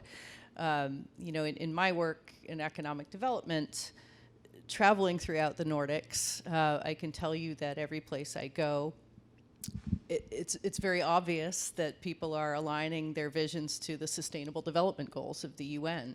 So if you visit a business in Finland or a government office in Finland, you know, you'll often see a poster on the wall, or someone will talk about how they align their vision to it, or they're wearing the sustainability wheel pin to demonstrate their support for that. So, I mean, I think a really important underlying thread of all this work with Finland and our partners in Michigan is this shift towards having a common vision for sustainability, whether in the wood products sector or other sectors. But yeah, that nugget of being intentional in everything we do and tying it to sustainability goals is really important, and it's a big takeaway for Maine in this process. Well, that's such an interesting point. We have just a few minutes left, and so I think it'll bring me to a sort of closing question, which is sort of a 30,000 foot, but it builds off of what you were saying. I was just talking to a colleague who was wearing an SDG pin in the U.S., and he was telling me how many people, a colleague I should say from Europe, who was wearing an SDG pin in the U.S., and he said everybody was asking him, what is that? And you know, the conversation here is not where it is in Europe, broadly around SDGs, but also specifically on the bioeconomy. So my question is, you know, obviously this is sort of implicit in what we've been talking about, but how do you really create that discussion in the U.S. such that this can really take off, you know, beyond Michigan and Maine, but of course in Michigan and Maine, but also beyond. And so I leave it very open-ended, but I would love to just hear a brief thought from all of you. And we can just start with Vera and then go down the line, so to speak. Well, always these problems with microphones. Well, anyway, I think when we talk about sustainability goals or any goals that we have, if we think about the societal resilience that I'm passionate about, I think it's the same logic. I think we should somehow create a mindset for it, and I think it should be mainstreamed as well. So it's not just something that a certain group of experts think about. It should be something that, you know, is embedded in a society, and that's of course easier said than done. But I think in my field we talk about Finns having a preparedness mindset, and I think that's something that comes with time, of course. But I think that's something we could maybe accelerates more in the US, and of course you have to have opinion leaders to help with that. So very abstract and confusing answer. No, but important points. Thank you. So, I mean, this kind of initiative that we're talking about today, I think, is a perfect example of how we can bring these ideas home in the US and put them to work. I mean, just looking to Finland as a model of success for this particular industry sector has, you know, it's brought in a large group of Maine companies and educators and officials looking at the model, which is remarkable. I mean, Finland has worked with, you know, from the top down, really. You know, government officials, businesses are on board with the bioeconomy model, all the way down to the consumer level. So studying that gets us into that mindset. And I mean, we could do this across just about any industry sector. But I know in Maine, we actually, my office partnered with the UN Global Compact about a year ago really in response to this, and people saying, you know, what is that PIN? And we don't know what the Sustainable Development Goals are. But we partnered with the UN Global Compact USA program to roll out a series of webinars, you know, about the SDGs. You know, what are they? Why are they important? How can we align our vision to the UN SDGs to, you know, to grow our businesses? Because it is an international expectation now that you can demonstrate that your supply chain is sustainable.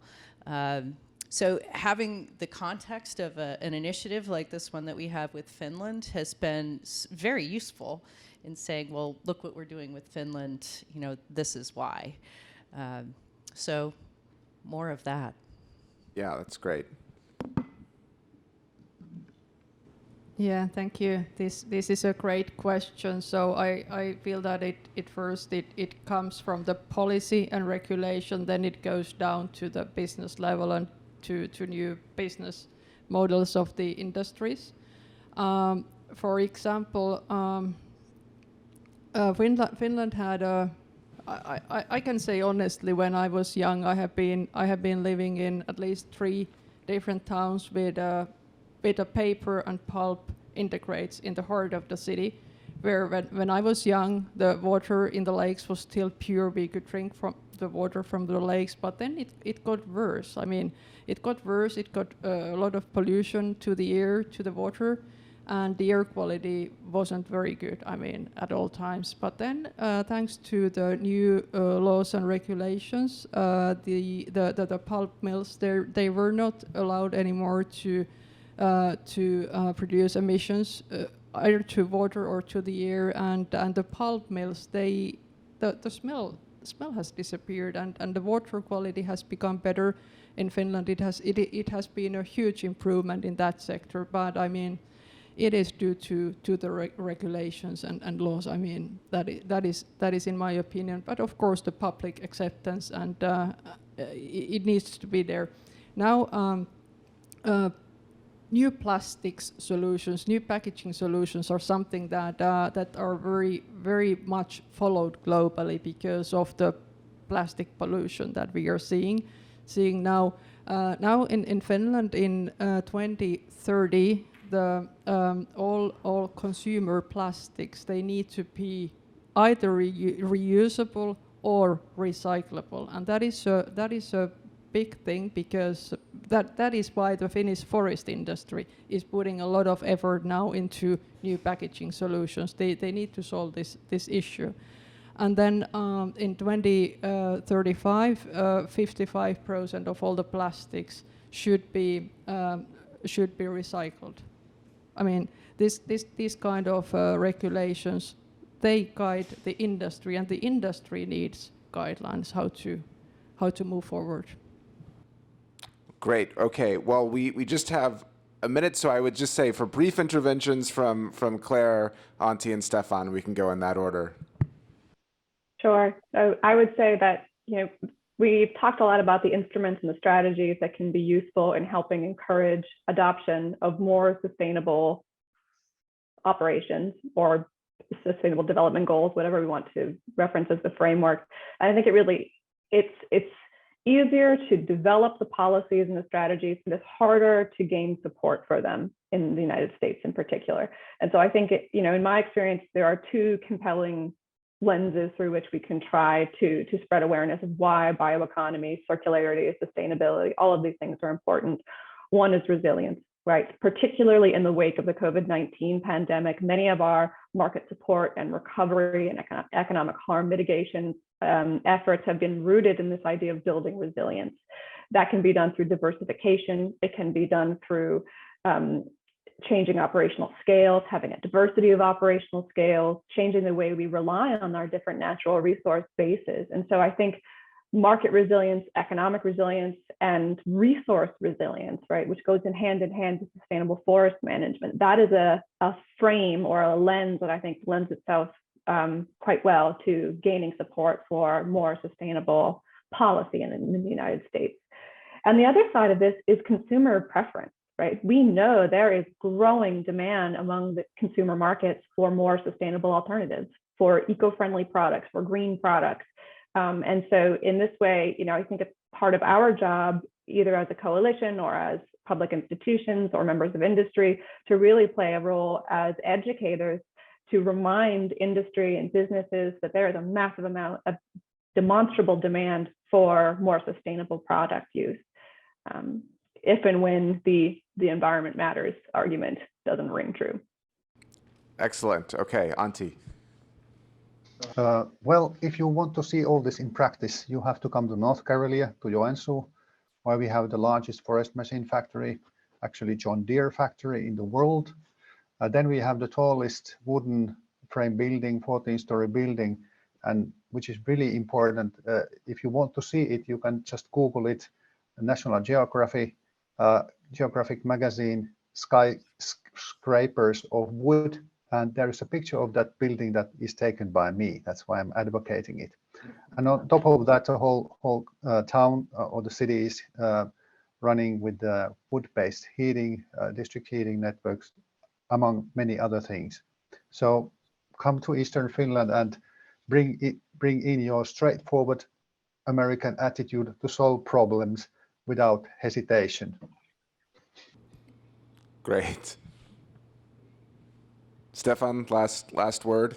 Well, it would have been good to stop there with Antti's good last words, but maybe I'll just bring in something I can see now, that sort of within the value chains we are operating, there is more and more recognition also within our customers that they need to look for, let's say, more sustainable alternatives for their products rather than just the fossils. So actually now we've been discussing a bit of plastics also, but in practice you can also then decarbonize plastics. So you can start producing plastics out of bio, and it doesn't necessarily need to be biodegradable, but sort of when we look into molecular products you can produce out of wood and then replace fossil ones.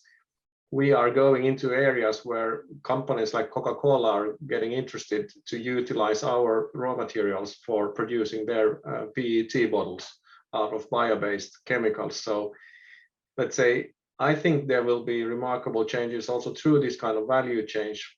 The forest owners avail sort of capabilities to communicate about how they take care of their forests. Sort of our industry is of course tasked to ensure that we are operating very sustainably and with low emissions and innovating new products, but also then the customer end in these value chains. You can see it, and of course the financial sectors, the investors are affecting these choices within those companies also.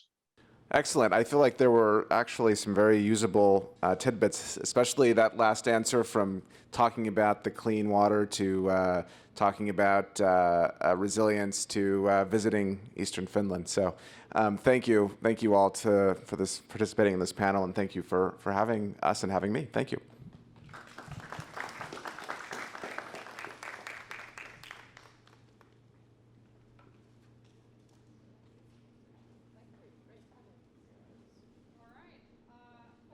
Just remains to close the event on behalf of the embassy, and we want to once more thank Justin Warland of Time Magazine and Claire Healy of E3G for moderating our fantastic panels today. And continuing on what the ambassadors said, thanking our partners at the White House and State Department for organizing this event with us. Our state partners, obviously Maine and Michigan here on stage with us, Washington State from Congress and here in the audience, Minnesota and Colorado with us in spirit as well around this topic. So we look forward to remaining a platform as an embassy to promoting the sustainable bioeconomy collaboration between Finland and US. So stay tuned, and thank you very much for joining us today.